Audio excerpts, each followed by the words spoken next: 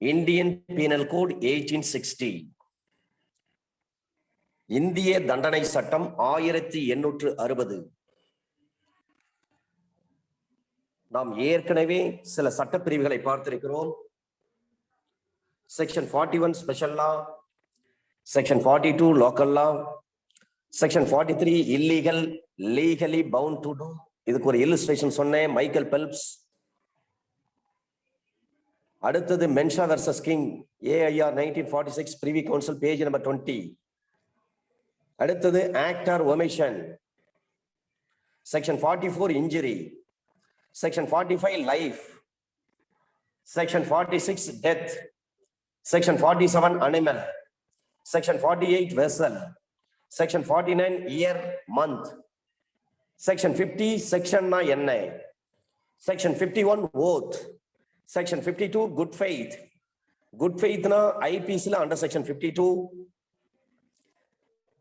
Limitation ஆக்ட்ல under section 2H, general clauses ஆக்ட்ல under section 3 subsection 22. Chapter number 3ல வந்து பனிஷ்மெண்ட் பார்த்திருக்கிறோம். 6 வகையான பனிஷ்மெண்ட் இருக்கு. ஃபர்ஸ்ட் டெத், இரண்டாவது இம்ப்ரிசன்மென்ட் ஃபார் லைஃப், மூன்றாவது ரிப்பீல்ட், நான்காவது இம்ப்ரிசன்மென்ட். அதுல 2 வகை. ஒன்று ரிகரஸ், ரிகரஸ் சொன்னாவே வித் ஹார்ட் லேபர். இன்னொன்று சிம்பிள். ஐந்தாவதாக ஃபர்ஃபீச்சர் ஆஃப் ப்ராப்பர்ட்டி, ஒரு சொத்தை பறிமுதல் செய்வது. ஆறாவதாக ஃபைன். இதற்கான கேஸ் லாஸ் நான் சொல்லியிருக்கிறேன். State of Uttar Pradesh versus Parasnath Singh, 1973, volume 3, SEC, page number 647. Under section 53 capital A, construction of reference to transportation. சில குற்றவாளிகளை நாடு கடத்துதல் சம்பந்தமாக நாம் கருத்தில் எடுத்துக்கொள்வது. Now we are moving on under section 54. சட்டப்பிரிவுகளை திரும்ப திரும்ப சொல்வதனுடைய அர்த்தம் உங்களுடைய மனதில் பதிய வேண்டும் என்பதற்காக. Under section 54, commutation of sentence of death. In every case in which sentence of death shall have been passed, the appropriate government may, without the consent of the offender, commit the punishment for any other punishment provided by this code. இது சம்பந்தமாக சில வழக்குகள்லாம் போட்டாங்க. The convicted accused இருக்காங்க, தண்டனை தீர்ப்பு குற்றவாளிகள். அந்த தண்டனை தீர்ப்பு குற்றவாளிகள், நாங்கள் 14 ஆண்டுகள் சிறையில் இருக்கிறோம், 14 ஆண்டுகள் நிறைவடைந்து விட்டது, எங்களை விடுதலை செய்யுங்கள் என்று சொல்லி உச்ச நீதிமன்றத்தில் வழக்கு தொடுத்தார்கள். அதை போல ஒரு சிலர்கள் வந்து 20 ஆண்டுகள் நாங்கள் சிறையில் இருந்திருக்கிறோம், எங்களை விடுதலை செய்யுங்கள் என்று சொல்லி உச்ச நீதிமன்றத்தில் வழக்கு தொடுத்தார்கள். இந்த வழக்குகளை விசாரித்த நீதிமன்றம், உரிய அரசு நினைத்தால் மட்டுமே விடுதலை செய்ய முடியும். இந்த 14 ஆண்டுகள் 20 ஆண்டுகள் என்பது ஒரு கால்குலேஷன் பர்பஸ், அவ்வளவுதான். அதை நீங்க ஒரு ரைட்டாக கிளைம் பண்ண முடியாதுன்னு சொல்லிட்டாங்க. அது மட்டுமல்ல, ஒருவருடைய தண்டனையை குறைப்பது, ஒருவருடைய தண்டனையை மாற்றுவது, இந்த அதிகாரம் எல்லாம் உரிய அரசு, மத்திய அரசுனா மத்திய அரசு, மாநில அரசுனா மாநில அரசு. அப்ப அக்யூஸ்ட் கிட்ட நம்ம கன்சல்ட் பண்ணணுமா அப்படின்னு ஒரு கேள்வி கேட்டால், அக்யூஸ்ட் கிட்ட கன்சல்ட் பண்ண வேண்டிய அவசியம் கிடையாது. Under section 54, under section 54 IPC நீங்க படிக்கின்ற பொழுதே CRPCல under section 433 capital A, அதில் என்னென்ன விஷயங்கள் சொல்லப்பட்டதோ அதே விஷயங்கள் தான் under section 54ல சொல்லி இருக்கிறாங்க. Under section 433 CRPC capital A 433 capital A, ஒரு அப்ரோப்ரியேட் கவர்மெண்ட் நினைத்தால், ஒரு குற்றவாளியினுடைய சம்மதம் இல்லாமல் அவனுக்கு விதிக்கப்பட்ட மரண தண்டனையை வேறு எந்த தண்டனையாக கூட குறைக்கலாம். Under section 54, without getting the consent of the accused, the honorable central or state government may commute the sentence under section 433 capital P 433 capital A of CRPC. அதுல சொல்லப்பட்ட விஷயங்கள் அப்ரோப்ரியேட் அரசு நினைக்கணும். அது மத்திய அரசா இருக்கலாம் அல்லது மாநில அரசா இருக்கலாம். குற்றவாளியினுடைய சம்மதம் இல்லாமல் கூட அந்த குற்றவாளிக்கு விதிக்கப்பட்ட மரண தண்டனையை வேறு எந்த தண்டனையாக குறைக்கலாம். இதுதான் அண்டர் செக்ஷன் 54 IPC. 54 IPC படிக்கின்ற பொழுது CRPC under section 433 capital A அதையும் இணைத்து பார்க்க வேண்டும். அப்ப validity of non remittable special category sentence in substitution of death sentence. ஒரு லைஃப் இம்ப்ரெஸ்மென்ட் கொடுத்திருக்காங்க. Life imprisonment in terms of section 53 and 54 section 53 and 45 IPC. Section 53 எதை பற்றி பேசுகிறது? எத்தனை வகை தண்டனைகளை பற்றி பேசுகிறது? செக்ஷன் 45 எதை பற்றி பேசுகிறது? லைஃப் என்றால் என்ன, உயிர் என்றால் என்ன? செக்ஷன் 53 தான் 6 வகை தண்டனைகளை சொல்றாங்க ஐபிசில. செக்ஷன் 45ல லைஃப்னா என்னன்னு சொல்றாங்க. லைஃப் என்ற சொல் மனித உயிரை மட்டும் குறிக்கும்.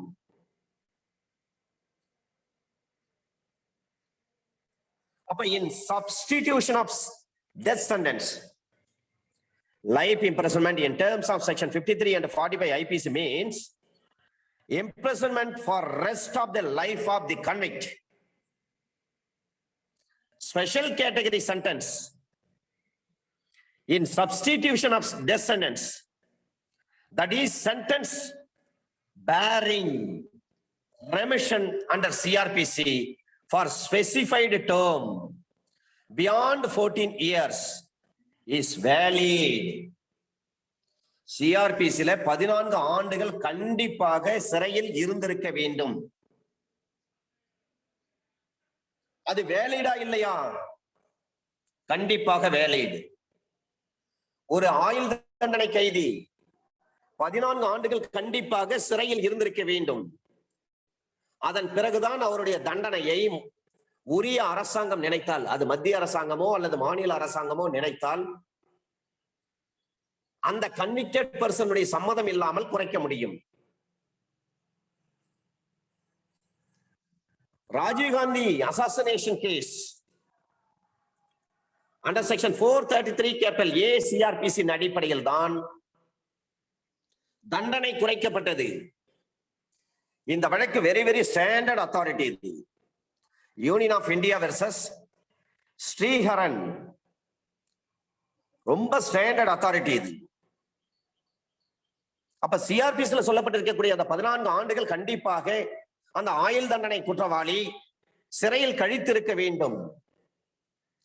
யூனியன் ஆஃப் இந்தியா வெர்சஸ் அவருடைய இனிஷியல் வந்து we Sriharan 2016 volume 7 SCC page number 1.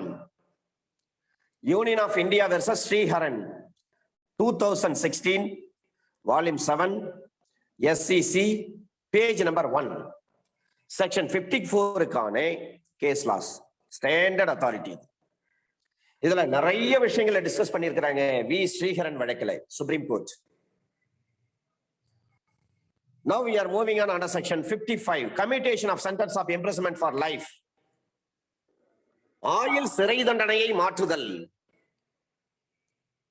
ஒரு ஆயுள் சிறை தண்டனை விதிக்கப்பட்டிருக்க ஒவ்வொரு வழக்கிலும் உரிய அரசாங்கம் நினைத்தால் குற்றவாளியினுடைய ஒப்புதல் இல்லாமலேயே அந்த தண்டனையை 14 ஆண்டுகளுக்கு மேற்படாமல் எந்த ஒரு வகை தண்டனையாகவும் மாற்றலாம். செக்ஷன் 54ல சொல்றாங்க, ஒரு மரண தண்டனை விதிக்கப்பட்டிருக்கும் பட்சத்தில் அந்த மரண தண்டனையை வேறு எந்த தண்டனையாகவும் மாற்றலாம் உரிய அரசாங்கம் நினைத்தால், அந்த அக்யூஸ்டுடைய சம்மதம் இல்லாமல். 55ல சொல்றாங்க, ஆயுள் சிறை தண்டனை விதிக்கப்பட்டிருக்கும் ஒவ்வொரு வழக்கிலும் உரிய அரசாங்கம் நினைத்தால் அந்த குற்றவாளியினுடைய ஒப்புதல் இல்லாமலேயே அந்த தண்டனையை 14 ஆண்டுகளுக்கு மேற்படாமல் எந்த ஒரு வகை தண்டனையாகவும் மாற்றலாம். லைஃப் இம்ப்ரிசன்மென்ட்னா 14 ஆண்டுகள் மேற்படக்கூடாது, கண்டிப்பா 14 வருஷம். அப்ப எந்த வகை தண்டனையாக மாற்றலாம்? சிஆர்பிஸ்ல எங்கே சொல்லப்பட்டிருக்கிறது? Under section 433 class B. Nalini என்பவருக்கு ராஜீவ்காந்தி அசாசினேஷன் கேஸ்ல தண்டனை கொடுத்திருக்காங்க. அந்த தண்டனையை ஆயுள் தண்டனையாக மாற்றினார்கள். இப்ப ஆயுள் தண்டனை என்று சொன்னால் என்ன? ஆயுள் தண்டனை என்பது ஒரு மனிதனுடைய இயற்கையாக அவர் எத்தனை வருடங்கள் இந்த உலகத்தில் வாழ்வாரோ அத்தனை நாட்களும், அத்தனை மாதங்களும், அத்தனை வருடங்களும் அவர் சிறையில் இருக்க வேண்டும். Remaining part of his natural life. ஒரு 30 வயசுல ஒரு மர்டர் பண்ணிட்டு உள்ள ஜெயிலுக்கு போயிட்டார், ஆயுள் தண்டனை அனுபவிக்கிறார். அந்த 30 வயது மனிதர் சில நேரங்கள்ல அவர் 80 வருஷம் வரையும் உயிர் வாழலாம், அல்லது 60 ஆண்டுகள் உயிர் வாழலாம், அல்லது 65 ஆண்டுகள் உயிர் வாழலாம், அல்லது 50 ஆண்டுகள் 55 ஆண்டுகள் உயிர் வாழலாம். அவர் எத்தனை வருஷம் உயிர் வாழறாரோ அத்தனை வருஷம் வரலையும் அவர் ஜெயில தான் இருக்கணும். Life imprisonment means remaining part of his natural life. அதுவரை அவர் ஜெயில இருக்கணும். அது மட்டுமல்ல, லைஃப் இம்ப்ரிசன்மென்ட் என்று சொன்னாலே அது ரிகரஸ் இம்ப்ரிசன்மென்ட் தான், கடுங்காவல் சிறை தண்டனை தான். அப்ப ஜெயில என்ன வேலை செய்வாங்க? அவங்க கடுமையான வேலை தான் செய்வாங்க. அதுக்குதான் ஜட்ஜ்மெண்ட்ல சொல்றாங்க அவங்க ஹார்டு லேபர் தான் தவிர ஹார்ஷ் லேபர் கிடையாது. ஹார்ஷா ட்ரீட் பண்ணாதீங்க அவங்க ஜெயில. அவங்க ஹார்டு ஒர்க், அவ்வளவுதான். ஹார்டு லேபர், அவ்வளவுதான். ஒரு கல் உடைத்தல், மரம் வெட்டுதல், இது போன்ற கடுமையான வேலை தான் அவங்களை செய்யணும் தவிர அவங்களுக்கு ஹார்ஷா எதுவுமே பண்ணக்கூடாது ஜெயில. இதுதான் ஜட்ஜ்மெண்ட். அப்ப in every case in which a sentence of imprisonment for life shall have been passed, the appropriate government may, without the consent of the offender, commit the punishment for imprisonment of either description for a term not exceeding 14 years. உரிய அரசாங்கம் நினைத்தால் அந்த கைதியினுடைய அனுமதி இல்லாமல் 14 ஆண்டுகளுக்கு மேற்படாமல் ஒரு தண்டனையை, அந்த ஆயுள் தண்டனை குறைக்கலாம். ஆயுள் தண்டனை குறைக்கலாம் 14 வருஷத்துக்கு வரல தான் வச்சுக்கலாம். ஆயுள் தண்டனை குறைச்சி அவருக்கு 10 வருஷம் கொடுங்க, 12 வருஷம் கொடுங்க, 14 வருஷம் கொடுங்க, 8 வருஷம் கொடுங்க அப்படின்னு சொல்லி மாநில அரசாங்கம் நினைத்தால் அதை செயல்படுத்த முடியும்.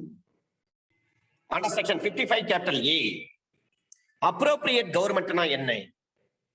செக்ஷன் 54ஐயும் 55ஐயும் எக்ஸசைஸ் பண்ணணும்னு சொன்னால் உரிய அரசாங்கம் சொல்றோம். இந்த கேள்வியை திரும்ப திரும்ப கேட்கிறாங்க சார். உரிய அரசாங்கம் என்றால் என்ன? அப்ரோப்ரியேட் கவர்மெண்ட்னா என்ன? அப்ரோப்ரியேட் கவர்மெண்ட் பற்றி ராஜீவ்காந்தி கேஸ்ல தான் இன்றைக்கும் உச்ச நீதிமன்றத்தில் பெண்டிங்ல இருந்துட்டு இருக்கு.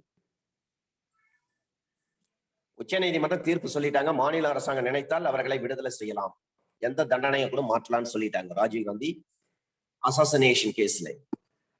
அதை பேஸ் பண்ணி தான் மேடம் ஜெயலலிதா 3 நாட்கள் உங்களுக்கு டைம் என்று சொன்னாங்க மத்திய அரசாங்கத்துக்கு.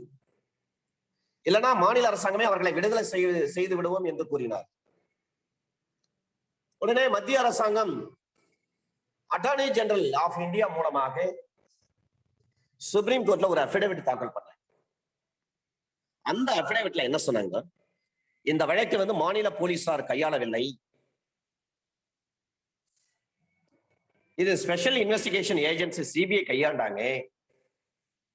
அப்ப சிபிஐ ஒரு வழக்கை எடுத்து விசாரிக்கிறாங்கன்னு சொன்னால் சிபிஐ என்று சொல்லக்கூடிய சென்ட்ரல் பியூரோ ஆஃப் இன்வெஸ்டிகேஷன், மத்திய குற்ற புலனாய்வுத்துறை, சிபிஐ பொறுத்தவரையிலும் Delhi special police establishment act 1946 under section 6 படி சிபிஐ கான்ஸ்டிடியூட் பண்றாங்க, கன்ஸ்ட்ரக்ட் பண்றாங்க, சிபிஐ அமைக்கிறாங்க. ஒரு மத்திய புலனாய்வுத்துறை என்பது Delhi special police establishment act 1946 under section 6 படிதான் சிபிஐ உருவாக்கி இருக்கிறாங்க. இது மத்திய அரசாங்கத்தினுடைய, குறிப்பாக உள்துறை அமைச்சகத்தினுடைய கண்ட்ரோல்ல இருக்கிறது. ஹோம் மினிஸ்டர் தான் அதுக்கு சீப்னு வச்சுங்க. அங்க ஹோம் மினிஸ்டர் அனுமதி கொடுத்த பிறகுதான் ஒரு வழக்கு விசாரிக்கிறாங்க. மாநில அரசாங்கம் உரிய முறையில் கடிதம் எழுதுவாங்க, மாநில டிஜிபி கடிதம் எழுதுவாங்க. அதை பேஸ் பண்ணி தான் சிபிஐ ஒரு வழக்கு விசாரணைக்கு எடுத்துக்கொள்வார்கள். எடுத்துக்காட்டு ஜெயராஜ் பென்னிக்ஸ் வழக்கு. எனவே ராஜீவ்காந்தி மர்டர் கேஸ்ல என்ன சொல்றாங்கன்னா, தமிழக முதலமைச்சர் இந்த மாதிரி அறிக்கை விட்டிருக்காங்க, இந்த கைதிகளை விடுதலை செய்து விடுவோம் என்று சொல்லி, இந்த கைதிகளை விடுதலை செய்வதற்கு தமிழக அரசுக்கு அதிகாரம் கிடையாது. ஏனென்று சொன்னால் செக்ஷன் 55 A ஆஃப் IPC படி appropriate government central government. Rajiv Gandhi assassination கேஸை விசாரித்தது சிபிஐ, ஸ்பெஷல் இன்வெஸ்டிகேஷன் ஏஜென்சி. அவ்வாறு இருக்கும் பட்சத்தில் மாநில போலீசார் விசாரித்து இருந்தால் உரிய அரசாங்கம் என்ற அந்த வார்த்தைக்கு மாநில அரசு வரும். உரிய அரசாங்கம் என்பதை இன்டர்பிரேஷன் பண்ணுகின்ற பொழுது, அதை சட்ட பொருள் விளக்கம் காணுகின்ற பொழுது, இந்த வழக்கை விசாரித்தவரை மத்திய அரசுக்கு தான் உரிய அரசாங்கம். எனவே ராஜீவ்காந்தி அசாசினேஷன் கேஸில் இருக்கக்கூடிய அந்த குற்றவாளிகளை விடுதலை செய்வது குறித்து மத்திய அரசுக்கு தான் அதிகாரம் இருக்கிறதே தவிர மாநில அரசிற்கு அதிகாரம் கிடையாது என்று சொல்லி ஒரு அஃபிடவிட் போடுறாங்க. ஆனால் உச்ச நீதிமன்ற தீர்ப்பு என்னன்னா, மாநில அரசாங்கம் நினைத்தால் அவர்களை விடுதலை செய்யலாம்னு சொல்லி ஜட்ஜ்மெண்ட்ல கிளியரா சொல்லிட்டாங்க. அதை பேஸ் பண்ணி தான் மேடம் ஜெயலலிதா அறிவிச்சாங்க. உடனே சென்ட்ரல் கவர்மெண்ட்ல இருக்கக்கூடிய அட்டார்னி ஜெனரல் ஆஃப் இந்தியா என்ன பண்றாங்க, ஒரு அஃபிடவிட் போட்டு தற்பொழுது வரை பெண்டிங்ல இருக்கு. ஆர்குமெண்ட் என்ன? Section 55 A of IPC. அதான் ஆர்குமெண்ட். உரிய அரசாங்கம்னா என்ன? அப்ப அப்ரோப்ரியேட் கவர்மெண்ட்டை பற்றி நீங்க படிக்கிறீங்கன்னா ஷெட்யூல் 7 அதை நீங்க பார்க்க வேண்டும். Schedule 7 of the constitution of India. அதுலதான் சொல்றாங்க, லிஸ்ட் 1ல பாத்தீங்கன்னா சிஆர்பிசி பத்தி சொல்லியிருப்பாங்க. எல்லா சட்டங்களும், மத்திய சட்டங்களும் அங்கதான் கொண்டு போய் வச்சிருக்காங்க லிஸ்ட்ல. ஷெட்யூல் 7 அந்த லிஸ்டை பொறுத்தவரை ஸ்டேட் லிஸ்ட் தனியாக இருக்கிறது, கன்கரண்ட் லிஸ்ட் தனியாக இருக்கிறது. அப்ப ஸ்டேட் லிஸ்ட், கன்கரண்ட் லிஸ்ட் இது எல்லாம் constitution. Executive powers of union government பத்தி சொல்றாங்க. மத்திய அரசாங்கத்துடைய நிர்வாக அதிகாரங்கள். Schedule 7 of the constitution of India 1950, இந்திய அரசியலமைப்பு சட்டம் 1950 பட்டியல் 7 தான் சொல்லப்பட்டிருக்கிறது. ஒரு மத்திய அரசாங்கத்துடைய நிர்வாக அதிகாரங்களை பற்றி சொல்லப்பட்டிருக்கிறது. ஒரு சிஆர்பிசி, சிபிசி, ஐபிசி இதையெல்லாம் லிஸ்ட்ல கொண்டு போய் அங்க வச்சிருக்கிறாங்க. கான்ட்ராக்ட் ஆக்ட் முதற்கொண்டு, ஸ்பெசிபிக் ரிலீஃப் ஆக்ட் முதற்கொண்டு. அப்ப உரிய அரசாங்கம் என்று சொன்னால், ஒரு மாநில போலீசார் வழக்கு பதிவு செய்திருக்கிறார்கள் என்று சொன்னால் மாநில அரசுதான் உரிய அரசாங்கம். இதுவே அந்த வழக்கை ஒரு சிபிஐ, ஒரு என்ஐஏ, ஒரு கஸ்டம்ஸ் அவங்க பதிவு செய்திருக்கிறாங்கன்னு சொன்னால் அந்த வழக்கை பொறுத்தவரை மத்திய அரசாங்கம் தான் உரிய அரசாங்கம். இதுதான் இன்டர்பிரேஷன் ஆஃப் ஸ்டாட்யூட்ஸ். இந்த விஷயத்தை தான் அட்டார்னி ஜெனரல் ஆஃப் இந்தியா ஒரு அபிடவிட் மூலமாக ஆர்குமெண்ட் அங்க வச்சிருக்கிறாங்க. இன்றைய தினம் வரை அந்த கேஸ் பெண்டிங்ல இருக்கு. ராஜீவ்காந்தி கொலை குற்றவாளிகளை தமிழக அரசு விடுதலை செய்ய முடியுமா அல்லது மத்திய அரசாங்கம் தான் அந்த நடவடிக்கை எடுக்க முடியுமா? Under section 55 A of IPC இன்றைக்கும் அந்த வாதம் உச்ச நீதிமன்றத்தில் நிலுவையில் இருந்து கொண்டிருக்கிறது. Under section 55 A of IPC எந்த அளவுக்கு முக்கியத்துவம் வாய்ந்தது என்பதை நீங்கள் பார்க்க வேண்டும். சட்டப்பிரிவு 54, 55 இந்திய தண்டனை சட்டப்பிரிவு 54, 55 இப்ப expression appropriate government means under section 55 A அதுல கிளாஸ் ஏல சொல்றாங்க, ஒரு தண்டனையானது மரண தண்டனையாகவோ அல்லது மத்திய அரசாங்கத்தின் நிர்வாக அதிகாரம் அளாவுகின்ற ஒரு விஷயம் சம்பந்தப்பட்ட சட்டம் எதற்கும் எதிரான ஒரு குற்றத்திற்குள்ளாகும் பொழுது மத்திய அரசாங்கம் என்றுதான் நாம் பொருள் கொள்ள வேண்டும். மத்திய அரசாங்கம் என்பதைத்தான் குறிக்கும். தண்டனை மரண தண்டனையாகவோ அல்லது மத்திய அரசாங்கத்தின் நிர்வாக அதிகாரம் அளாவுகின்ற ஒரு விஷயம். மத்திய அரசாங்கத்துடைய நிர்வாகம் எதுக்கெல்லாம் அப்ளை ஆகுது? Delhi special police establishment act 1946 under section 6 படிதான் சிபிஐ அமைக்கப்பட்டிருக்கிறது. இதை அமைத்தது யார்? மத்திய அரசாங்கம், குறிப்பாக உள்துறை அமைச்சகம். அப்ப ராஜீவ்காந்தி கேஸ் ஃபைல் பண்ணி விசாரித்தது யார்? பூந்தமல்லி தடா கோர்ட், தடா நீதிமன்றத்திலே சிபிஐ, ஸ்பெஷல் இன்வெஸ்டிகேஷன் ஏஜென்சி. அப்ப மத்திய அரசாங்கத்துடைய கண்ட்ரோல்ல தானே போகுது அந்த கேஸ். அததான் சொல்றாங்க அண்டர் செக்ஷன் 55 கேபிட்டல் ஏல கிளாஸ் ஏ, தண்டனையானது மரண தண்டனையாகவோ அல்லது மத்திய அரசாங்கத்தினுடைய நிர்வாக அதிகாரம் அளாவுகின்ற. அப்ப சென்ட்ரல் கவர்மெண்ட் எக்ஸிகியூட்டிவ் பவர் எங்க இருக்கு? ஷெட்யூல் 7ல இருக்கு. ஷெட்யூல் 7 படி அந்த வழக்கை விசாரணை செய்தது ஸ்பெஷல் இன்வெஸ்டிகேஷன் ஏஜென்சி, அதாவது சிபிஐ பண்ணியிருக்கிறாங்க. அப்ப ராஜீவ்காந்தி கேஸை பொறுத்தவரை உரிய அரசாங்கம் எது என்று சொன்னால் மத்திய அரசாங்கம் தான். ஆனால் உச்ச நீதிமன்றத்தினுடைய தீர்ப்புல என்ன சொல்லப்பட்டிருக்கிறது என்று சொன்னால், மாநில அரசாங்கம் நினைத்தால் அல்லது கவர்னர் நினைத்தால் அந்த குற்றவாளிகளை விடுதலை செய்யலாம். இதான் தீர்ப்பு. Under section 55 capital A clause பில சொல்றாங்க, தண்டனையானது மரண தண்டனையானாலும் இல்லை என்றாலும் மாநிலத்தில் நிர்வாக அதிகாரம் அளாவுகின்ற ஒரு விஷயம் சம்பந்தப்பட்ட சட்டம் எதற்கும் விரோதமாக ஒரு குற்றத்திற்கு ஆனதாக இருக்கும் பொழுது வழக்குகளில் எந்த மாநிலத்திற்குள் குற்றவாளியாக தண்டிக்கப்படுகிறாரோ அந்த மாநில அரசாங்கம் என்று பொருள்படும். அப்ப நாம எப்படி எடுத்துக்கொள்வது? மத்திய அரசாங்கத்துடைய நிர்வாக அதிகாரத்தின் கீழ் சென்ட்ரல் கவர்மெண்ட் மூலமாக கேஸ் போட்டிருந்தாங்கன்னா சென்ட்ரல் கவர்மெண்ட், ஸ்டேட் கவர்மெண்ட் மூலமாக கேஸ் பதிவு பண்ணிருக்காங்கன்னா ஸ்டேட் கவர்மெண்ட். இதுதான் உரிய அரசாங்கம். இந்த கேள்வியை அடிக்கடி கேட்கிறாங்க சார் ஜுடிஷியல் எக்ஸாம்ல.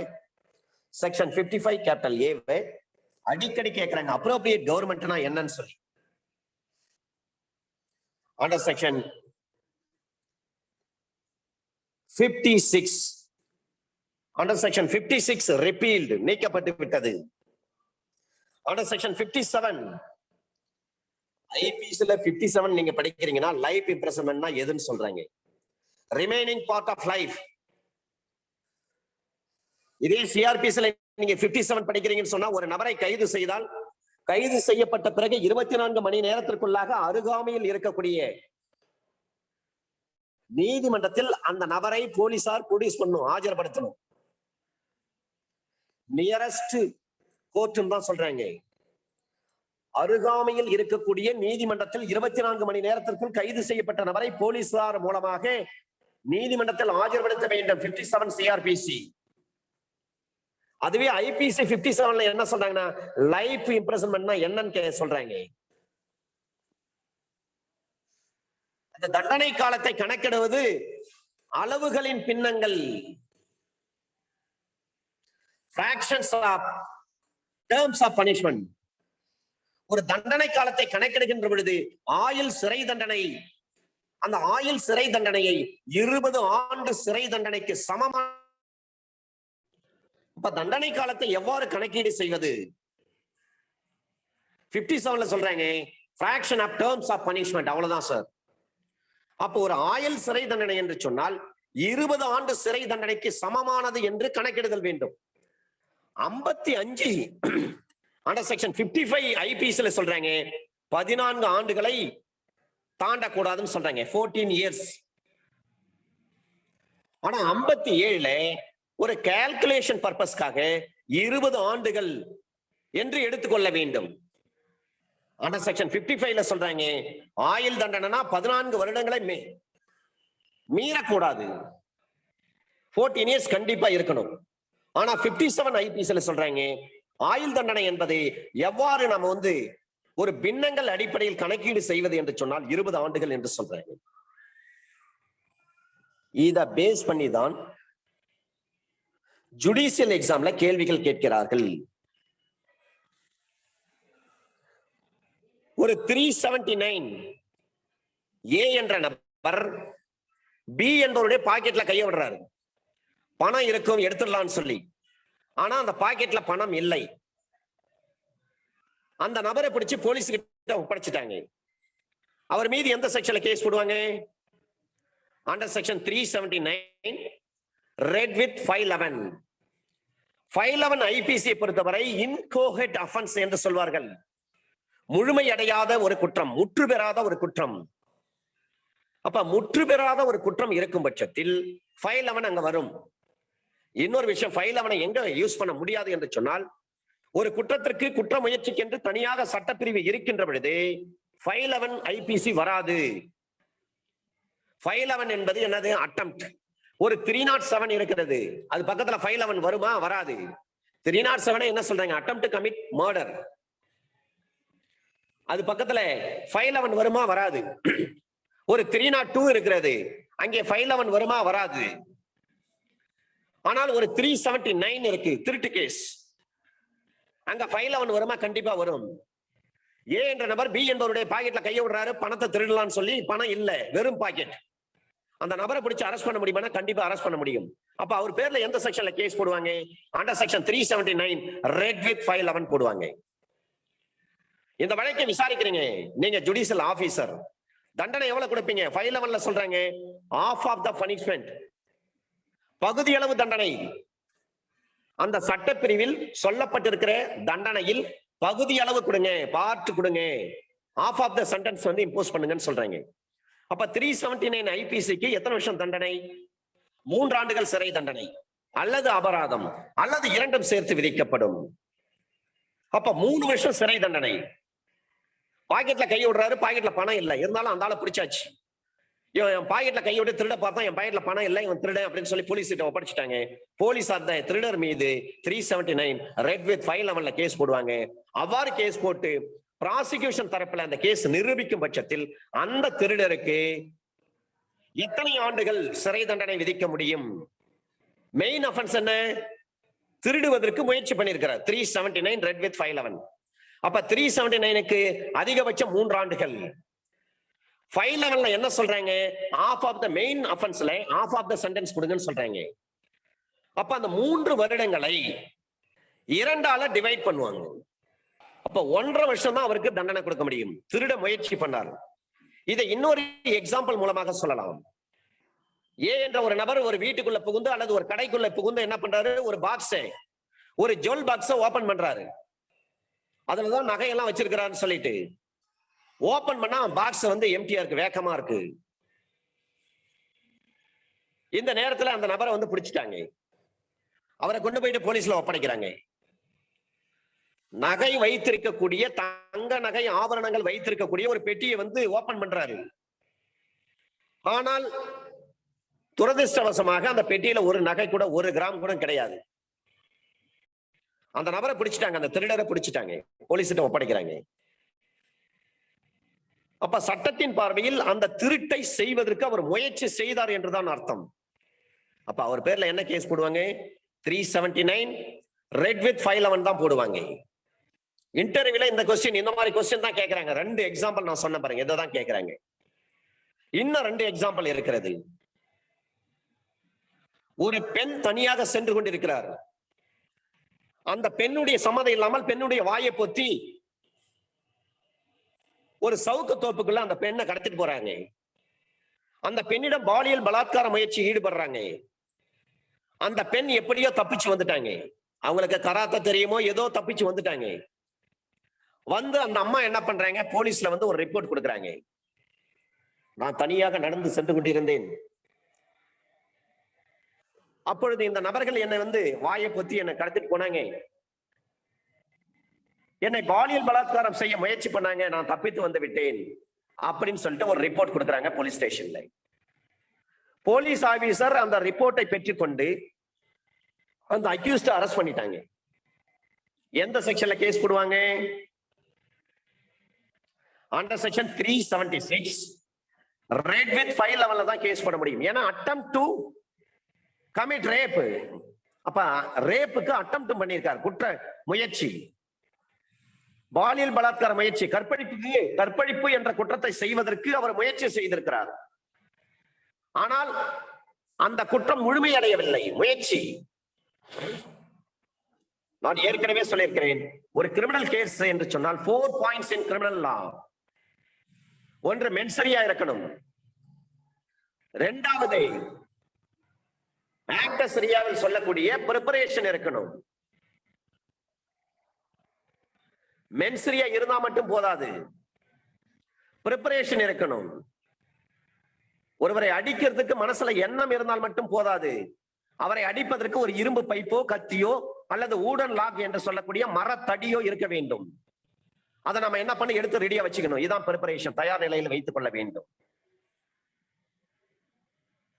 அதன் பிறகு அந்த அக்யூஸ், அந்த விக்டிம் வராருன்னு சொன்னால் அவரை நாம அட்டாக் பண்ணணும், அட்டெம்ப்ட் இருக்க வேண்டும். அட்டாக் பண்ணப்பட்ட அந்த அஃபென்ஸ் நடந்து முடிந்திருக்க வேண்டும்.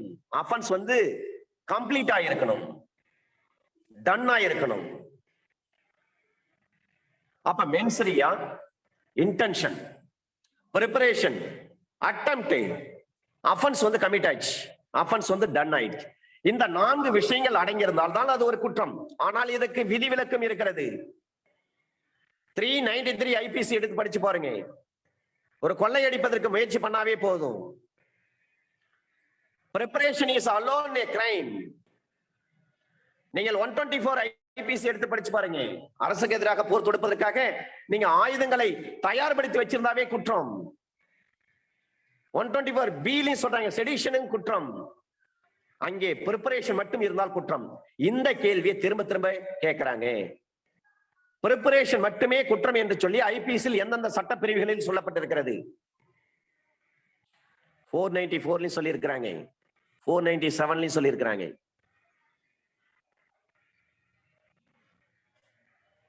லார்ட் பிரிங்டன் தாமஸ் மெக்காலே அவர்கள் சிறப்பாக எழுதி வச்சிருக்கிறார் அந்த சட்டத்தை. அந்த காலத்துல எவ்வளவு சிந்திச்சு எழுதியிருக்கிறார் பாருங்க. அவங்களுக்கெல்லாம் நாம மரியாதை செலுத்த வேண்டும். நம்முடைய முன்னோர்கள்லாம் அறிவிகள், ஞானிகள், திறமசாலிகள். சயின்ஸ் அண்ட் டெக்னாலஜி இல்லாத காலகட்டத்தில் இயற்கையை எதிர்த்து போராடி வெற்றி கண்டவர்கள். நீங்க இந்த எல்ஐசில ஒரு டைரி ஒண்ணு கொடுப்பாங்க. இந்த எல்ஐசி பாலிசி பிடிக்கிறவங்க அந்த டைரி வச்சிருப்பாங்க. என்ன வகையான பாலிசி? பாலிசி பேர் சொல்லுவாங்க, ஜீவன் சுரக்ஷா அப்படின்ட்டு. அந்த பாலிசிக்கு நிறைய பேர் சொல்லுவாங்க. என்டோமெண்ட், அந்த எல்ஐசி, அந்த ரெடி ரெக்கானர், அந்த புக்கு, அதை எடுத்து பாருங்க. அதுல போட்டிருக்க கணக்கெல்லாம் பாத்தீங்கன்னா மேத்தமெட்டிக்ஸ் படிச்ச ஸ்டூடெண்ட்டுக்கு தான் அது புரியும். நார்மலா எல்லாருக்குமே புரியும் அது. ஆக்சுவலி அவ்வளவு தத்ரூபமா அக்யூரேசியா இருக்குங்க சார். எல்ஐசி ஆரம்பிக்கிறப்ப இந்த மாதிரி கணக்கை போட்டு அழகான கால்குலேஷன் கொடுத்திருப்பாங்க. அதெல்லாம் பாத்தீங்கன்னா எவ்வளவு அறிவாளியா இருந்திருக்காங்க பாருங்க நம்ம முன்னோர்கள். அப்ப ஒரு கற்பழிப்பு முயற்சி, ஒரு பாலியல் குற்ற முயற்சி ஏற்பட்டிருக்கிறது. அந்த பெண் தப்பிச்சு வந்துட்டாங்க. அந்த குற்றம் முழுமையடையவில்லை. முழுமையடையாத பட்சத்தில் குற்ற முயற்சியாக, ஒரு குற்றத்திற்கு தனியாக குற்ற முயற்சியை செய்வதற்கு தனியாக சட்டப்பிரிவு இருந்தால் 511 வராது. தனியாக சட்டப்பிரிவு இல்லை என்று சொன்னால் 511 வரும். அப்ப கற்பழிப்பு முயற்சிக்கு அந்த வார்த்தையை பயன்படுத்தக்கூடாது, பாலியல் குற்ற முயற்சின்னு தான் சொல்லணும். 376 ரெட் வித் 511 போடுவாங்க. இந்த நேரத்துல நீங்க ஜுடிஷியல் ஆபீசர், இந்த மாதிரி கேஸ் உங்ககிட்ட வருது, ப்ராசிக்யூஷன் தரப்புல வந்து குற்றத்தை வந்து ப்ரூவ் பண்ணிட்டாங்க. நீங்க என்ன தண்டனை கொடுப்பீங்க? எவ்வளவு அளவு தண்டனை நீங்கள் கொடுக்க வேண்டும்? 376 ரெட் வித் 511. 376 ரெட் வித் 511 மிக மிக முக்கியமானது. ப்ராப்ளம் இப்படி தான் கொடுப்பாங்க. நீங்க டிஜே எக்ஸாம் எழுதுறீங்க, அல்லது சிஜே எக்ஸாம் எழுதுறீங்க, அல்லது ஏபிபி எக்ஸாம் எழுதுறீங்க, ப்ராப்ளம் இப்படி தான் கொடுப்பாங்க. நீங்க தான் சால்வ் பண்ணணும். 376 ரெட் வித் 511 கொடுத்துட்டாங்க. இதில் தான் கேஸ், ப்ராசிக்யூஷன் ப்ரூவ் பண்ணிட்டாங்க. நீங்க எப்படி தண்டிப்பீங்க? 376க்கு என்ன நாம படிச்சிருக்கிறோம்? 20 ஆண்டுகள், அதிகபட்சம் 20 ஆண்டுகள் அப்படின்னு தான் நாம எடுத்துக்கணும். எதற்காக எடுத்துக்கணும்? 376க்கு லைஃப் இம்ப்ரிசன்மென்ட் கொடுங்க. தெளிவா சொல்லியிருக்கிறாங்க. ஒரு பாலியல் பலாத்கார குற்றம் என்று சொன்னால் அந்த குற்றத்திற்கு தண்டனை பொறுத்தவரை ஆயுள் சிறை தண்டனை கொடுக்க வேண்டும். ஆனால் இப்ப 376ல எத்தனை இடங்களில் தூக்கு தண்டனை கொடுக்க முடியும் என்று சொல்லப்பட்டிருக்கிறது. Death sentence can be awarded for rape related offenses. 376A death sentence. அடுத்தது இப்ப 376 ரெட் வித் 511 போட்டுட்டாங்கன்னு சொன்னாவே 511 என்ன சொல்றாங்க, முதன்மை சட்டப்பிரிவில் எவ்வளவு தண்டனை இருக்கிறதோ அந்த அதிகபட்ச தண்டனையில் பாதி அளவுக்கு நீங்க சிறை தண்டனை விதிக்கணும். அப்ப 376 பொறுத்தவரை லைஃப் இம்ப்ரிசன்மென்ட் கொடுக்க சொல்லிட்டாங்க. லைஃப்னா என்னன்னு நாம பார்த்திருக்கிறோம். கால்குலேஷன் பர்பஸ்க்காக லைஃப் என்று சொன்னாலே 20 ஆண்டுகள் என்று எடுத்துக்கொள்ள வேண்டும். நீங்க கணக்கு போடுறீங்கன்னா 20 வருஷம் எடுத்துக்கணும். இததான் சொல்றாங்க. 55ல அண்டர் செக்ஷன் 55 ஐபிஎஸ்ல சொல்றாங்க 14 இயர்ஸ் தாண்டக்கூடாது, 14 வருஷம் சொல்றாங்க. ஆனா 57 ஐபிஎஸ்ல சொல்றாங்க லைஃப் மீன்ஸ் 20 இயர்ஸ். எதற்காக? ஃபார் கால்குலேஷன் பர்பஸ் தான். அப்ப பிராக்ஷனா எப்படி எடுத்துக்கணும், ஒரு பின்னமாக எப்படி எடுத்துக்கொள்ள வேண்டும், 20 ஆண்டுகள் சொல்றாங்க. அப்ப 376 ரெட் வித் 511 சொன்னாவே 376க்கு லைஃப் பார்த்தா 20 வருஷம் சொல்லிட்டாங்க 57 ஐபிசில. அந்த 20 2ஆல டிவைட் பண்ணா 10 ஆண்டுகள். அந்த அக்யூஸ்டுக்கு 10 வருஷம் சிறை தண்டனை கொடுக்க வேண்டும். நீங்கள் ஜட்ஜாக இருக்கின்ற பொழுது இப்படித்தான் தீர்ப்பு எழுத வேண்டும். 57 ஐபிசின் படி 20 இயர்ஸ் நான் பிராக்ஷனுக்கு எடுத்துக்கினேன், கால்குலேஷன் பர்பஸ்க்காக 20 வருஷம் எடுத்துக்கொண்டேன். அந்த ரேப் அட்டெம்ப்ட் தான் பண்ணிருக்காரு. அப்ப 511ல என்ன சொல்லிருக்காங்க, மேஜர் செக்ஷன்ல என்ன சொல்லிருக்காங்களோ அந்த highest பனிஷ்மெண்ட்ல half of the punishment can be awarded. எனவே 20 ஆண்டுகள் என்பதை 2ஆல் வகுத்து அதில் பகுதி அளவு பார்த்தீங்கன்னா 10 ஆண்டுகள் சிறை தண்டனை.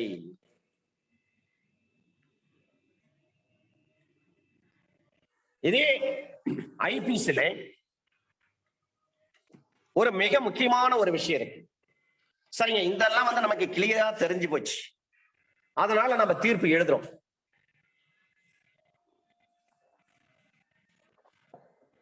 தீர்ப்பு எழுதுகின்ற பொழுது நம்ம இந்த கால்குலேஷன் பர்பஸ் எல்லாம் நம்ம எடுத்துக்கிறோம். 20 வருஷம் டிவைட் பண்ணி எல்லாம் ஓகே.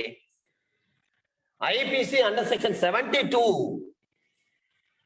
ஐபிசி அண்டர் செக்ஷன் 72ல இந்த குற்றமா அந்த குற்றமா, திருட்டா, நம்பிக்கை மோசடியா அல்லது ஏமாற்றுதலா, இதுல இதுவா அதுவா எதுவா அப்படின்ற ஒரு குழப்பம் வருது. தமிழ்நாடு போலீஸ் ஸ்டாண்டிங் ஆர்டர் 559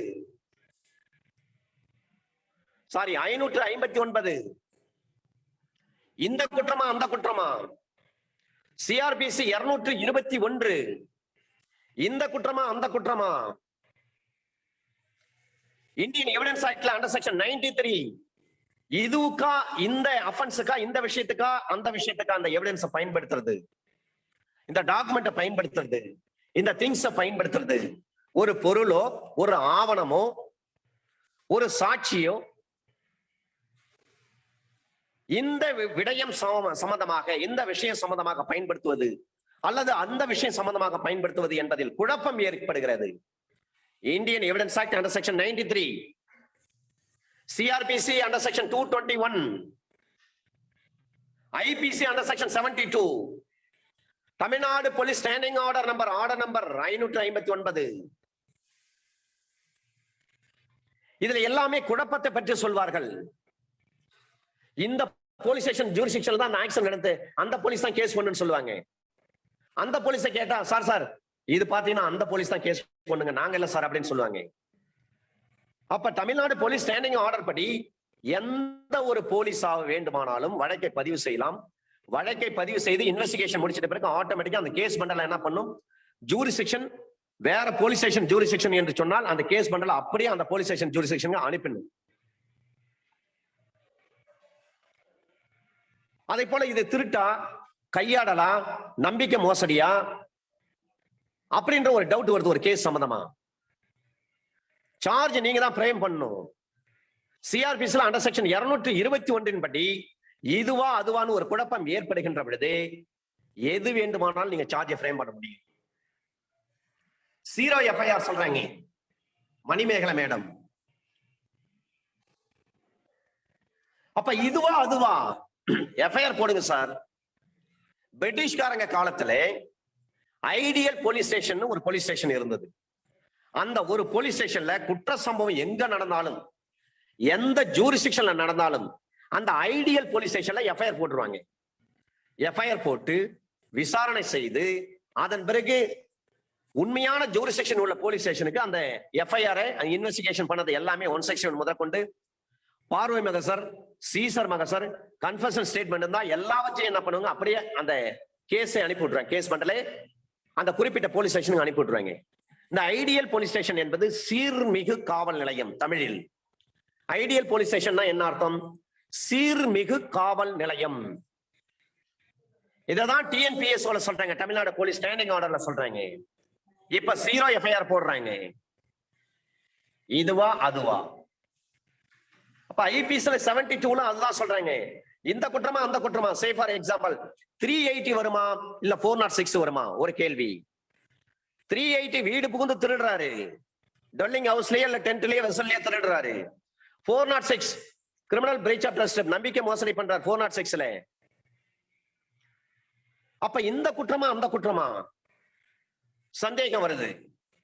அதே போல ஒரு 323 அல்லது 324ல வருமா? சாதாரணமா கையால் அடிக்கிறாங்க அல்லது ஒரு கீழே கிடந்த ஒரு குச்சி எடுத்து அடிக்கிறாங்க, ஒரு ஊடன் ஸ்டிக். அப்ப இதுவா அதுவா? டவுட் வருது. இல்ல 411 இருக்கு, இதுவா அதுவா? ஒரு டவுட் வருது. எதற்கு எந்த சட்டப்பிரிவிற்கு குறைந்த தண்டனை கொடுக்க முடியுமோ அதுதான் எடுத்துக்கொள்ள முடியும். இதுதான் 72 IPCல சொல்றாங்க. நமக்கு குழப்பம் வருது. நம்ம ஜுடிஷியல் ஆபீசர் 380ல அவருக்கு கன்விக்ஷன் பண்ணுமா அல்லது 406ல கன்விக்ஷன் பண்ணுமா? ஒரு டவுட் வந்து போச்சு. சார்ஜ் ஃப்ரேம் பண்றப்பவும் டவுட் இருக்கு. 221 CRPC படி. அப்ப 72 IPC என்ன சொல்றாங்க? எந்த குற்றத்திற்கு குறைந்த தண்டனை கொடுக்க முடியுமோ அதை எடுத்துக்கங்க. அப்ப 380 406 பாக்குறாங்க. 380ல அதிகபட்ச தண்டனை இருக்கிறது, 406ல 3 வருஷம் தான் சிறை தண்டனை கொடுக்க முடியும். எனவே 406 எடுத்துக்கன்னு அர்த்தம். நமக்கு குழப்பம் வருது சார், நாம ஜுடிஷியல் மேஜிஸ்ட்ரேட். அப்ப நாம கன்ஃபியூஸ் ஆகிறப்ப எந்த சட்டப்பிரிவிற்கு குறைந்த தண்டனை இருக்கிறதோ அதை எடுத்து நீங்க தீர்ப்பு சொல்லுங்கன்னு சொல்றாங்க. ஜட்ஜ்மெண்ட் எழுதுறீங்க. 380 406 ஒரு டவுட் வருது. எதுக்கு அதிக தண்டனை? 380க்கு தான் அதிக தண்டனை. குறைஞ்ச தண்டனை எதுக்கு? 406க்கு. அப்ப 406ல நீங்க தீர்ப்பு எழுதுங்க. அதுதான் 72 IPC சொல்லுது. அதே போல 323 324 ஒரு பிரச்சனை வருது. இந்த ரெண்டு சட்டப்பிரிவுல எதுக்கு குறைந்தபட்ச தண்டனை? 323க்கு தான் குறைந்தபட்ச தண்டனை, 324க்கு அதிகபட்ச தண்டனை. எனவே குறைந்தபட்ச தண்டனை சொல்லப்பட்டிருக்கக்கூடிய சட்டப்பிரிவு 323. அப்ப 323 அடிப்படையில் தீர்ப்பு எழுத வேண்டும். இதுவும் கால்குலேஷன் பர்பஸ் தான். அந்த 72 IPCயும் நம்ம ஜட்ஜா உட்கார்ந்துட்டால் டைஸ்ல அமர்ந்துட்டு இருக்கோம், நமக்கு டவுட்டே வரக்கூடாது. இதுவா அதுவா? டவுட் வருது. தீர்ப்பு எழுதுற தண்டிக்க போறோம். 72 தான் நீங்க ஞாபகத்தில் வைத்துக் கொள்ள வேண்டும். அந்த செக்ஷன் 57க்கான ஒரு standard judgment, standard authority. Mohammed Arif versus Supreme Court of India. Mohammed Arif versus Supreme Court of India 2014 volume 9 SCC page number 737. Muhammad Arif versus Supreme Court of India 2014 volume 9 SCC page number 737. இந்த ஜட்ஜ்மெண்ட்ல என்ன சொல்றாங்கன்னா, சென்டென்ஸ் ஆஃப் லைஃப் இம்ப்ரிசன்மென்ட்னா என்னன்னு சொல்றாங்க. Section 57 IPC நீங்க வந்து invoke பண்றீங்க. அப்ப court என்ன சொல்றாங்கன்னா, spending 13.5 years in jail does not mean that death convict has undergone a sentence for life. ஒரு ஆயுள் தண்டனை கைதி 13 வருஷம் ஜெயில இருந்துட்டாரு, என்ன விடுதலை பண்ணுன்னு சொல்லி கேட்கிறாரு. இன்னும் 6 மாசம் அவரு ஜெயில இருந்து, அவர் கண்டிப்பா ஜெயில இருந்து அவர் கம்ப்ளீட் பண்ணும் 14 வருஷத்தை. அப்பதான் அவரை விடுதலை பண்ண முடியும். ஆனா இந்த கேஸ்ல சொல்றாங்க, Mohammed Arif versus Supreme Court of India 2014 volume 9 SEC page number 737 சொல்றாங்க, spending 13.5 years in jail does not mean that death convict has undergone a sentence for life, nor can it be pleaded that his death sentence was converted to life imprisonment. A sentence of life imprisonment means entire life and not merely 14 years in jail. 55ல 14 வருஷம் இருந்தா போதும் விடுதலை பண்ணிடுறேன்னு சொல்றாங்க. நான் 13 வருஷம் ஜெயில இருந்துட்டேன், என்ன விடுதலை பண்ணுங்கன்னு சொல்லி கேட்கிறாரு. சுப்ரீம் கோர்ட் சொல்றாங்க, life imprisonment means remaining part of his natural life. அவ்வளவுதான். இந்த remaining part of his natural life என்பதை பற்றி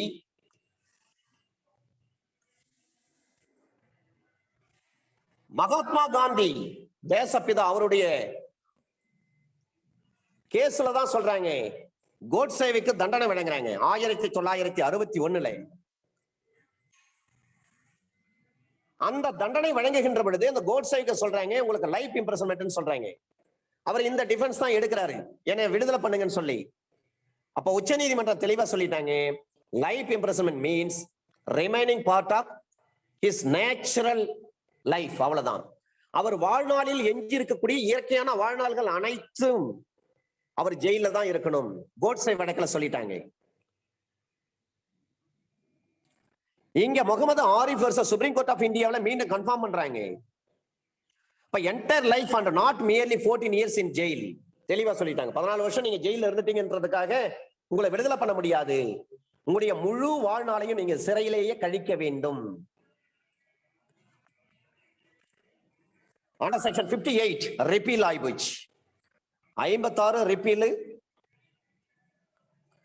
58 ரிப்பீல்டு. ஏன்னா transportation how dealt with until transported. ஒரு காலகட்டத்தில் சுதந்திரத்திற்காக தேச விடுதலைக்காக போராடிய ஃப்ரீடம் ஃபைட்டர்ஸ், சுதந்திர போராட்ட வீரர்களை நாடு கடத்துவார்கள், செல்லுலார் சிறையில் அடைத்தார்கள். இப்படிப்பட்ட கொடுமையெல்லாம் இருந்தது. சுதந்திரத்துக்கு பிறகு இந்த 2 சட்டத்தையும் நீக்கிறாங்க. European and Americans to penal servitude அதை நீக்கிட்டாங்க. 56. 58 அஃபெண்டர்ஸ் சென்டென்ஸ் டு டிரான்ஸ்போர்டேஷன், நாடு கடத்துதல், அதையும் நீக்கிட்டாங்க. Under section 59 transportation instead of imprisonment, அதையும் நீக்கிட்டாங்க. தண்டனை கொடுப்பதற்கு பதிலாக அந்த நபரை நாடு கடத்துவது, அதையும் நீக்கிட்டாங்க. 56 repealed, 13 repealed, 15 repealed, 56 repealed, 58 repealed. நிறைய சட்டப்பிரிவுகள் ரிப்பீல் ஆகிவிட்டது. 13 குயின் லாஸ்டா நடந்து முடிந்த ஏபிபி எக்ஸாம்ல செக்ஷன் 13 கேட்டிருந்தாங்க சார். ரிப்பீல்ட் ஆன ஒரு சட்டப்பிரிவே கேட்டிருந்தாங்க ஏபிபி எக்ஸாம்ல. Section 13 queen, section 15 British India repealed, section 16 government of India repealed, 13, 15, 16 repealed. அதன் பிறகு 56 ரிப்பீல்டு,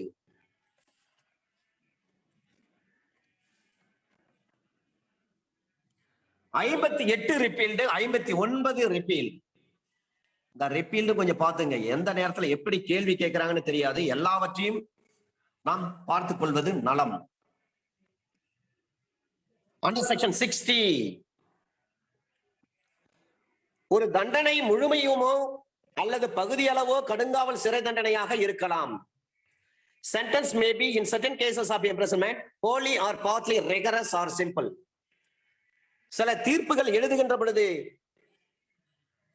6 மாதம் சிறை தண்டனை விதிக்கிறேன், 3 மாதம் அதில் நீங்கள் கடுங்காவல் சிறை தண்டனை அனுபவிக்க வேண்டும்.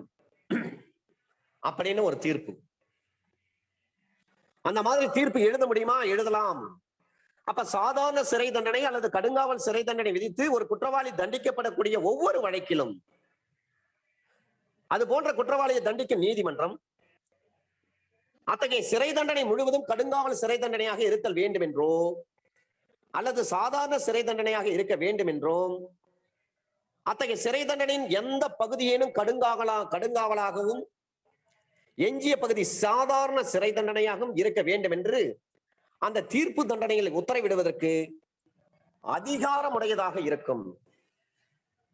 தண்டனை கொடுக்கிறேன்னு சொன்னா என்ன அர்த்தம்? 53 வந்து சொல்லிட்டாங்க 6 வகையான தண்டனை. அதுல மூன்றாவதா இருக்கக்கூடியதான் repealed.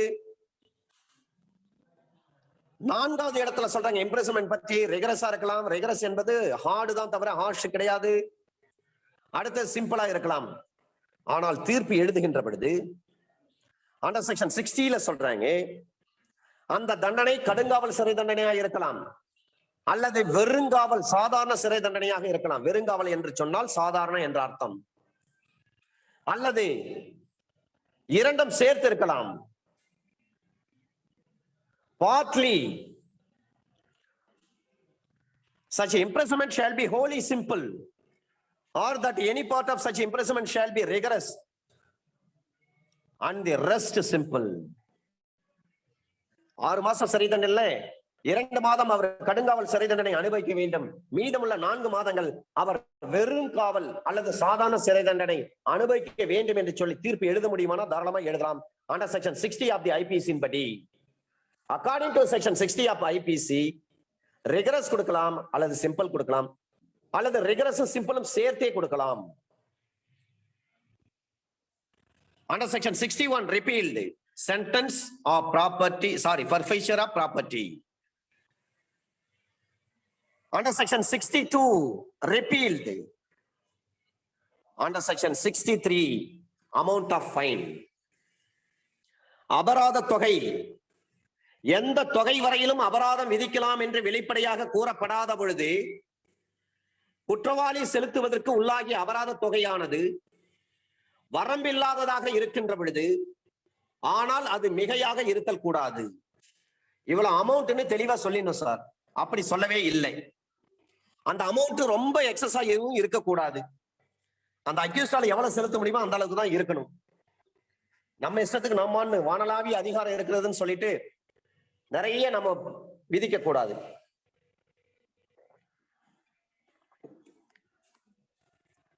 Where no sum is expressed to which a fine may extend, the amount of fine to which the offender is liable is unlimited, but shall not be excessive. அப்ப எந்த தொகை வரையிலும் அபராதம் விதிக்கலாம் என்று வெளிப்படையாக சொல்லப்படாத பொழுது, கூறப்படாத பொழுது குற்றவாளி செலுத்துவதற்கு உள்ளாகிய அந்த அபராத தொகையானது வரம்பில்லாததாக இருக்கும், அன்லிமிட்டடாக. ஆனால் அது மிகையாக இருத்தல் கூடாது. Not excessive, but shall not be excessive.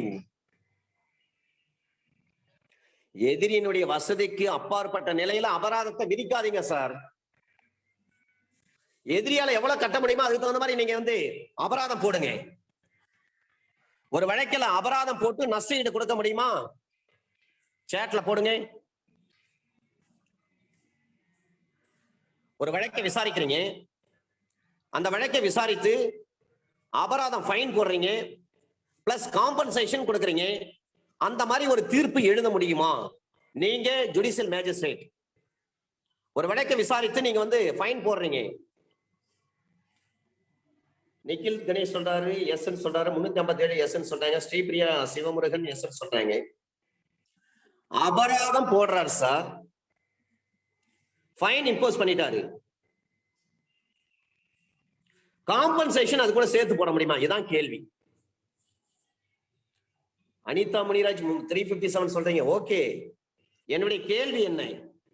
நீங்க ஜட்ஜி, கேஸ விசாரிக்கிறீங்க, ஃபைன்ஸ் இம்போஸ் பண்ணிட்டீங்க, அது கூட சேர்த்து காம்பன்சேஷனும் நீங்க உத்தரவு போட முடியுமா? அதான் என் கேள்வி.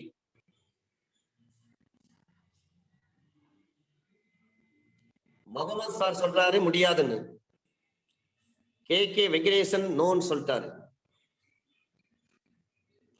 தாமஸ் சொல்றாரு 326A IPC சொல்றாரு. லட்சுமி பிரியா சொல்றாங்க நோன்னு சொல்றாங்க.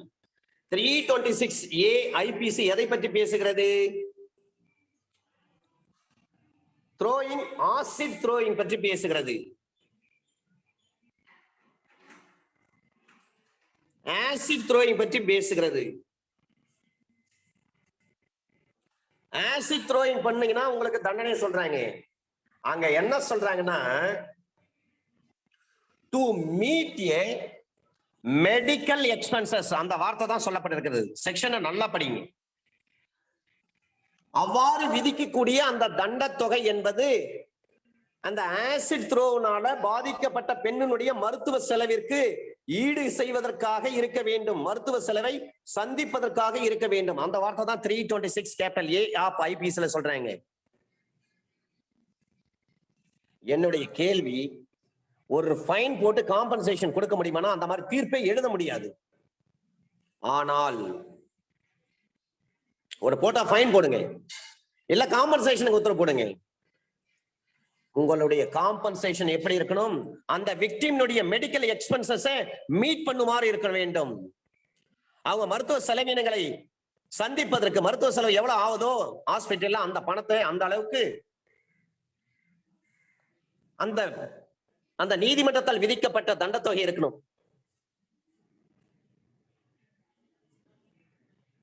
அப்ப எதிரினுடைய வசதிக்கு ஏற்றவாறு தான் நீங்க ஒரு அமௌண்ட் ஆஃப் ஃபைனை இம்போஸ் பண்ண முடியும். AIR 1950 கட்ச் பேஜ் நம்பர் 73ல சொல்றாங்க. லேட்டஸ்ட் ஜட்ஜ்மெண்ட் நிறைய வந்திருக்கு. இன்னொரு ஜட்ஜ்மெண்ட் சொல்றேன், இது ரொம்ப ஸ்டாண்டர்டான authority. Amount of fine to be imposed where no sum is expressed, எவ்வளவு பணம்னு வெளிப்படையா சொல்லல. To which a fine may extend. Amount of fine should not be excessive, but where law in question or provision concerned stipulates the quantum or minimum amount of fine, courts must be guided by such specification. Sharath Hiru Colombi, அவருடைய பெயர் Sharad ஹீரு, HIRU, Sharad ஹீரு கொலம்பி, KOLAMBE, Sharad ஹீரு கொலம்பி versus State of Maharashtra, 2018, Volume 18, SCC, page number 718. எல்லாம் 18லயே முடியுது கடைசியா. Sharad ஹீரு கொலம்பி versus State of Maharashtra, 2018, Volume 18, page SCC, page number 718. Sharath Hiru Colombi versus State of Maharashtra, 2018, Volume 18, SCC, page number 718. Under section 64, sentence of imprisonment for non-payment of fine. ஒரு தண்டம் விதிக்கிறாங்க. அபராதம், தண்டம் என்று சொன்னாலும் அபராதம் என்று சொன்னாலும் ஒன்றுதான். அந்த பணத்தை அவரால் செலுத்த முடியல, அந்த அபராதத்தை அந்த அக்யூஸ்டால செலுத்தவே முடியல. அப்ப in every case of an offense punishable with imprisonment as well as fine, in which the offender is sentenced to a fine whether with or without imprisonment, and in every case of an offense punishable with imprisonment or fine or with fine only, in which the offense is sentenced to a fine, it shall be competent to a court which sentences such offender to direct by the sentence that in default of fine of the fine, in default of payment of fine, the offender shall suffer imprisonment for a certain term, which imprisonment shall be in excess of any other imprisonment to which he may have been sentenced or to which he may be liable under a commutation of a sentence. ஒரு சிறை தண்டனையும் அபராதமும் விதித்து தண்டிக்கப்படக்கூடிய ஒரு குற்றம் ஒன்றில்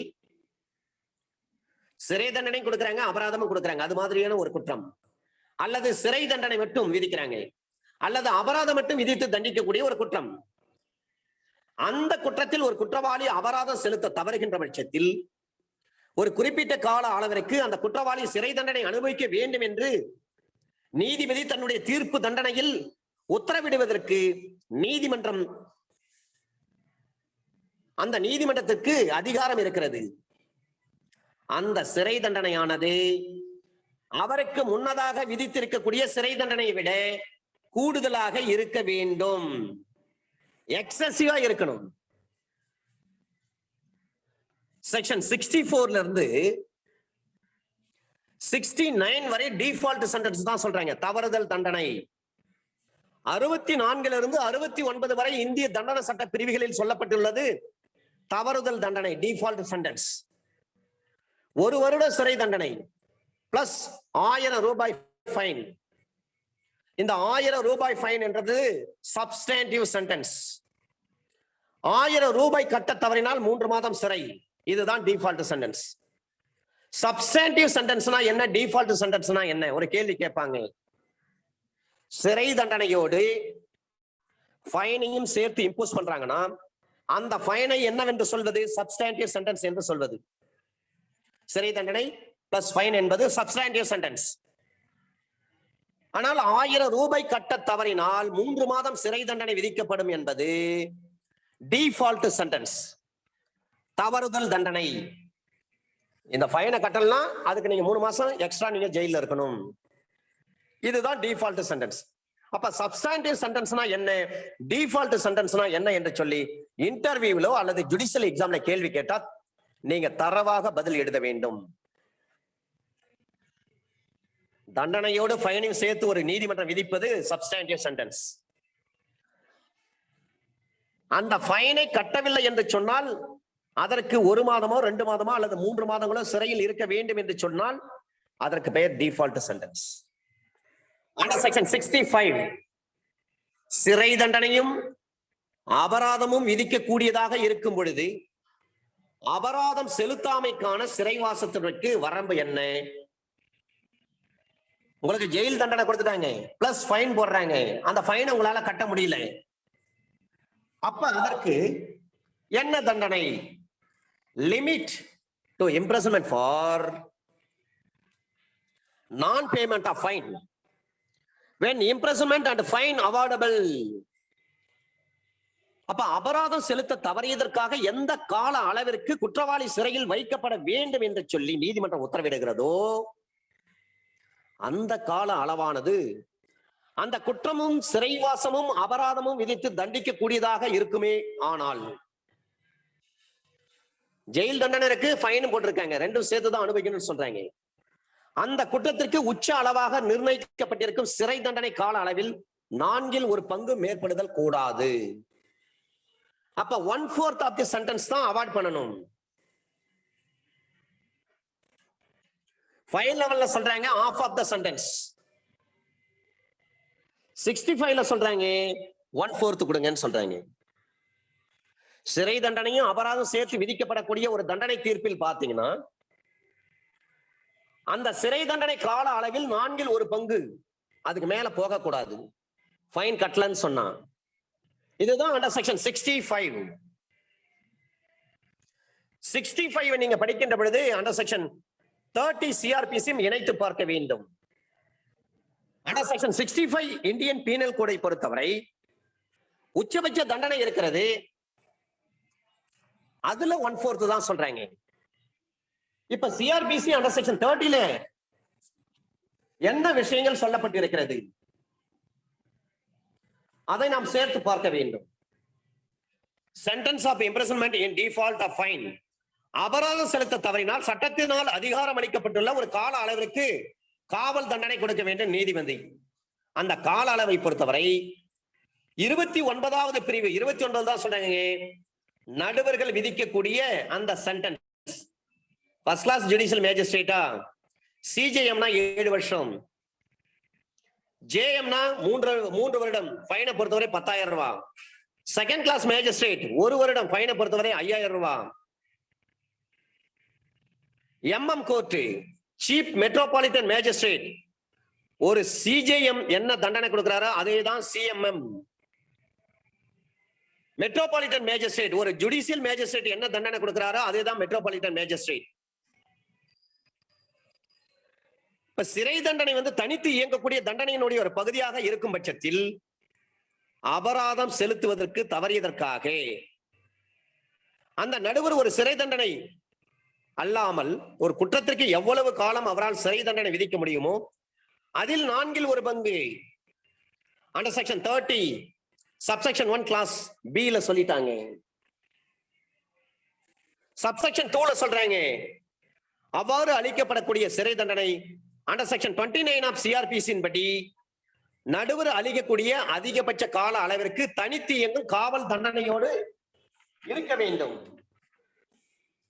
அப்ப section 30 CrPC நீங்கள் 65 ஐபிசி படிக்கின்ற பொழுது அண்டர் செக்ஷன் 30 சிஆர்பிசியும் இணைத்து பார்க்க வேண்டும். 30 சிஆர்பிசி பார்க்கின்ற பொழுது அண்டர் செக்ஷன் 29 சிஆர்பிசில சொல்லப்பட்டிருக்கக்கூடிய தண்டனை ஒரு சிஜேஎம் எவ்வளவு தண்டனை விதிக்க முடியும், ஒரு ஜுடிஷியல் மேஜிஸ்ட்ரேட் எவ்வளவு தண்டனை விதிக்க முடியும், ஒரு செகண்ட் கிளாஸ் ஜுடிஷியல் மேஜிஸ்ட்ரேட் எவ்வளவு தண்டனை விதிக்க முடியும், ஒரு சீஃப் மெட்ரோபாலிட்டன் மேஜிஸ்ட்ரேட் எவ்வளவு தண்டனை விதிக்க முடியும், ஒரு மெட்ரோபாலிட்டன் மேஜிஸ்ட்ரேட் எவ்வளவு தண்டனை விதிக்க முடியும். அப்ப இந்த தண்டனை எல்லாம் பார்த்தீங்கன்னா சிஜேஎம்னா 7 வருஷம் தண்டனை விதிக்கலாம். ஒரு ஜுடிஷியல் மேஜிஸ்ட்ரேட் 3 ஆண்டுகள் சிறை தண்டனை, ஃபைனை பொறுத்தவரை 10,000 ரூபாய் தான் விதிக்க முடியும். ஆனால் காம்பன்சேஷன் எவ்வளவு வேண்டுமானால் போடலாம். ஒரு ஜட்ஜ்மெண்ட் இருக்கு சார், காம்பன்சேஷன் நீங்க 1 கோடி போடலாம், 5 கோடி கூட போடலாம். ஆனா ஃபைனை பொறுத்தவரையிலும் ஒரு ஜுடிஷியல் மேஜிஸ்ட்ரேட் 10,000 ரூபாய் தான் ஃபைன் போட முடியும். ஃபைனை நீங்க வந்து 1,50,000 அப்படி போட முடியாது. ஆனால் காம்பன்சேஷனை பொறுத்தவரை எவ்வளவு வேண்டுமானாலும் அந்த ஜுடிஷியல் மேஜிஸ்ட்ரேட் இம்போஸ் பண்ணலாம். இன்டர்வியூல இந்த கேள்வி கேட்டிருக்காங்க, ஒரு ஜேஎம் எவ்வளவு வந்து காம்பன்சேஷன் கொடுக்கலாம்னு சொல்லி. அவர் எனார்மஸா கொடுக்கலாம், அவர் இஷ்டம் தான். எக்ஸசிவா கொடுக்கலாம், அன்லிமிட்டடா கொடுக்கலாம். எனவே 1/4 தான் சென்டென்ஸ் கொடுங்க. ஒரு சிறை தண்டனையும் அபராதமும் விதிக்கக்கூடியதாக இருக்கும் பொழுது அபராதம் செலுத்தவே இல்லை, அப்ப அதுக்கான தண்டனை எவ்வளவு கொடுக்கலாம், மெயின் அஃபென்ஸ்ல எவ்வளவோ அதுல வந்து 1/4. ஒருத்தருக்கு ஜெயில் தண்டனை பிளஸ் வந்து 1000 ரூபாய் நீங்க ஃபைன் கட்டி ஆகணும். ஃபைன் கட்டலன்னா நீங்க ஜெயிலுக்கு போகணும், அதுக்கு கூடுதலாக நீங்க சிறை தண்டனை அனுபவிக்கணும்னு சொல்லி ஒரு தீர்ப்பு எழுதுறீங்க. தீர்ப்புல எவ்வளவு நாள் எத்தனை மாசம் சொல்லல. அப்ப அதை எப்படி எடுத்துக்கொள்வது? அந்த தண்டனை காலத்துல 4/4 அர்த்தம், அப்படிதான் எடுத்துக்கணும். 65 அப்படி சொல்லிட்டாங்க. 65 ஐபிசி படிக்கின்ற பொழுது அண்டர் செக்ஷன் 65 ஐபிசி படிக்கின்ற பொழுது அண்டர் செக்ஷன் 30 சிஆர்பிசி இணைத்து பார்க்க வேண்டும்.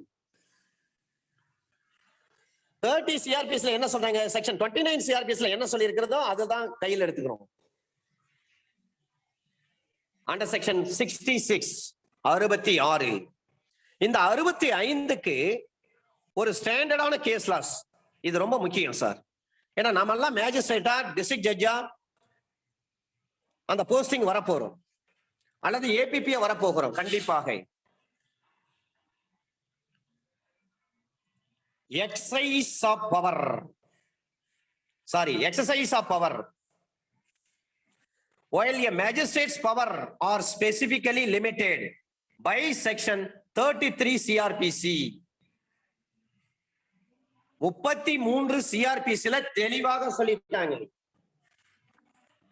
ஒரு மேஜிஸ்ட்ரேட் இருக்கிறார்னா அவருக்கு என்னென்ன அதிகாரங்கள் இருக்கிறது, எந்த அளவுக்கு அவர் செயல்படுத்த முடியும்.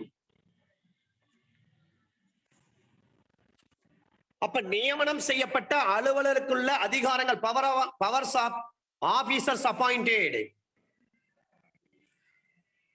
செக்ஷன் 33ல சொல்லப்பட்டு விட்டது.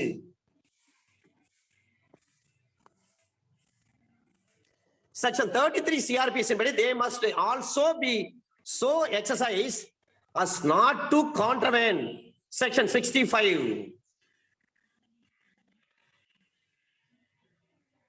33 CRPC சொல்லப்பட்டிருக்கின்ற அந்த அதிகாரங்களை must also be so exercised, கண்டிப்பாக அவற்றை செயல்படுத்த வேண்டும்.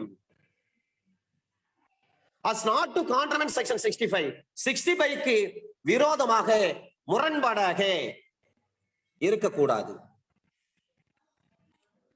இதை சொன்ன விடக்கு சாஜுலால் சஜுலால் CHHAJU CHHAJU சாஜுலால் LAL Lal சாஜுலால் versus state of Rajasthan. சாஜுலால் versus state of Rajasthan 1972 volume 3 SCC page number 411. சாஜுலால் versus state of Rajasthan 1972 volume 3 SCC page number 411. Under section 66 66 அபராதம் செலுத்தாமைக்காக விதிக்கப்படும் சிறைவாச தண்டனையின் வகைகள். Description of imprisonment for non-payment of fine. அப்ப அபராதம் செலுத்த தவறிட்டாரு ஒரு நீதிமன்றம் என்னென்ன சிறை தண்டனை விதிக்கும், அந்த சிறை தண்டனையானது அந்த குற்றத்திற்காக குற்றவாளிக்கு எந்த வகையான சிறை தண்டனை விதிக்கப்பட்டிருக்க கூடுமோ அந்த வகையான சிறை தண்டனை எதையும் சேர்ந்ததாக இருக்கலாம். அவருக்கு கடுங்காவல் சிறை தண்டனை கடுங்காவலா இருக்கலாம், அல்லது வெறுங்காவல் சாதாரண சிறை தண்டனை அந்த சாதாரண சிறை தண்டனையாக இருக்கலாம். இதான் 66. Description of imprisonment for non-payment of fine. Under section 67, very very important. அபராதம் மட்டும் விதித்து தண்டிக்கக்கூடிய ஒரு குற்றமாக இருக்கின்ற பொழுது அபராதம் செலுத்தாமைக்கான சிறை தண்டனை. வெறும் ஃபைன் மட்டும் போட்டிருக்காங்க. நீங்க ஹெல்மெட் போடாம டூ வீலர் ஓட்டிட்டு வந்தீங்கன்னு 185லயோ 187லயோ கேஸ் போடுறாங்க மோட்டார் வெஹிக்கிள் ஆக்ட்ல. ஃபைன் மட்டும் தான் கட்டணும். அந்த ஃபைனை நீங்க கட்ட முடியல, அப்ப உங்களுக்கு என்ன சிறை தண்டனை? அபராதம் மட்டுமே விதித்து தண்டிக்கக்கூடியதாக இருக்கும் பட்சத்தில் அந்த அபராதம் செலுத்த தவறியதற்காக நீதிமன்றம் என்னென்ன சிறை தண்டனை விதிக்கலாம் என்று சொன்னால் அந்த சிறை தண்டனை சாதாரண சிறை தண்டனையாகத்தான் இருக்க வேண்டும். It is mandatory. அப்ப அபராதம் செலுத்துறதுக்கு எந்த கால அளவுக்கு குற்றவாளிக்கு ஜெயில வைக்கலாம்? 50 ரூபாய்க்கு 50 ரூபாய் ஃபைன் போடுறாங்க. 50 ரூபாய் வரை நீங்கள் ஃபைன் செலுத்தணும்னு சொல்றாங்க. ஆனா 50 ரூபாய் உங்களால கட்ட முடியல. இப்ப அபராத தொகை 50 ரூபாய்க்கு மேற்படாது என்று இருக்கின்ற பொழுது 2 மாதங்களுக்கு ஜெயில் தண்டனை. 50 ரூபாய் ஃபைன் போட்டாங்க, 50 ரூபாய் கட்ட முடியல, அப்ப 2 மாசம் ஜெயில். 100 ரூபாய் ஃபைன் போட்டாங்க, 100 ரூபாய் கட்ட முடியல, 4 மாசம் ஜெயில். 100 ரூபாய்க்கு மேற்பட்ட தொகை அதை கட்ட முடியல, அதிகபட்சம் 6 மாசம் ஜெயில். 50 ரூபாய்னா 2 மாசம், 50 ரூபாய் ஃபைன் கட்ட முடியல, 2 மாசம் ஜெயில இருக்கணும். 100 ரூபாய் ஃபைன், 100 ரூபாய் ஃபைன் கட்ட முடியலையா, 4 மாசம் ஜெயில இருக்கணும். 100 ரூபாய்க்கு மேற்பட்ட தொகை அதை கட்ட முடியலையா, அதிகபட்சம் 6 மாசம் ஜெயில இருக்க முடியும்.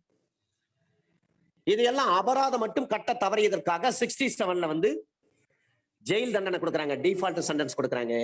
50 ரூபாய் கட்ட முடியல, 50 ரூபாய்க்கு மேற்படாத ஒரு அபராத தொகை அப்படின்னா என்ன அர்த்தம்? 50 ரூபாய் வரைன்னு அர்த்தம். 10 ரூபாய் கூட போட்டிருக்கலாம், 5 ரூபாய் போட்டிருக்கலாம், 1 ரூபாய் கூட போட்டிருக்கலாம், அல்லது 30 ரூபாய் போட்டிருக்கலாம், இல்ல கரெக்டா 50 ரூபாய் கூட போட்டிருக்கலாம் ஃபைன் அமௌண்ட். அதை கட்ட முடியலையா, 2 மாசம் ஜெயில இருங்க. 50 ரூபாய்க்கு மேற்பட்டு ஆனால் 50 ரூபாய்க்கு மேற்பட்டு ஆனால் 100 ரூபாய் மேற்படாத தொகை 4 மாசம் ஜெயில இருங்க. 100 ரூபாய்க்கு மேற்பட்டு எந்த அளவு தொகையாக வேண்டுமானாலும் இருக்கலாம், அதிகபட்சம் 6 மாசம் ஜெயில். 50 ரூபாய்னா 2 மாசம், 100 ரூபாய்னா 4 மாசம், 100 ரூபாய்க்கு மேற்பட்டதுன்னா 6 மாசம். இதான் அண்டர் செக்ஷன் 67.